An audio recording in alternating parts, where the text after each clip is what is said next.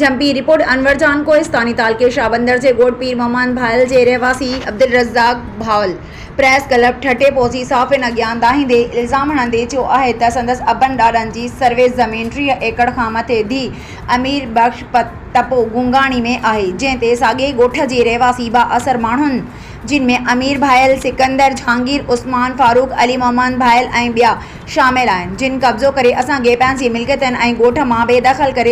करणु चाहिनि था, जेकी मौत मार धमकियूं ॾियण समेत कल्ह चूहड़ जमाली शहर में मूं ते हमिलो बि कयो वियो, पर हद जी पुलिस असांजी का बि मदद करण जे लाइ तयार न आहे। अब्दुल रज़ाक भायल इल्ज़ाम हणंदे वधीक चयो त मज़कूरा बाअसर माण्हुनि संदन कुझु ज़मीन जा कूड़ा खाता ठाराए हाणे ज़मीन जी मालिकी जी दावा पिणु करे रहिया आहिनि,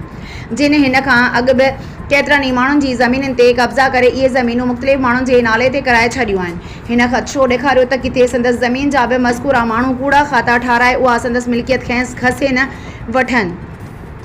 हिन डीसी सिजावल समेत समूरनि वसवारनि खां मुतालबो कयो त साणसि इंसाफ़ करे संदसि ज़मीन ते कब्ज़ो करे कूड़ा खाता ठाहे खेसि बेदख़ल करण जूं कोशिशूं कंदड़ बाअसर माण्हुनि ख़िलाफ़ कार्रवाई करे संदसि सर्वे ज़मीन संदसि हवाले करे खेसि नुक़सान जूं धमकियूं ॾींदड़नि ख़िलाफ़ कार्रवाई करे खेसि तहफ़ुज़ मुहैया कयो वञे। ॿी सूरत में सख़्त एहतजाज करण सां गॾु इंसाफ़ लाइ अदालत में वेंदसि।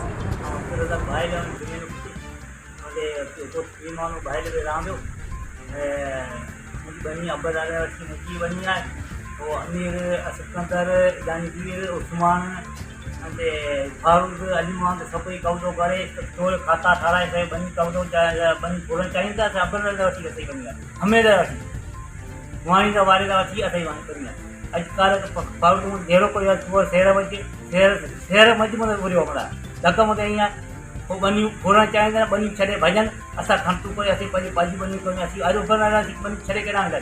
असां पंहिंजी बनी हमें असांजी पंहिंजी आहे